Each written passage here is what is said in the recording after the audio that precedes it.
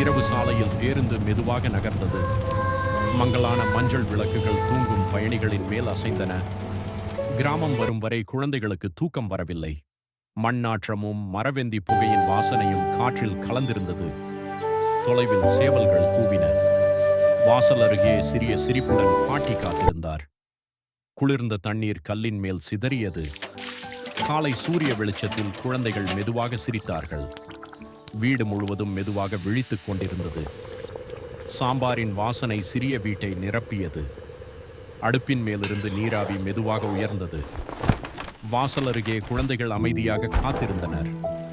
மாலை சூரியன் சாலைகளை ஆரஞ்சு நிறமாக மாற்றியது. வயல்கள், டீ கடைகள் அருகே குழந்தைகள் மெதுவாக சைக்கிள் ஓட்டினார்கள். கோடை விடுமுறை முடிவே இல்லாதது போல தோன்றியது. மொட்டை மாடி இரவு காற்றில் குளிர்ச்சியாக இருந்தது.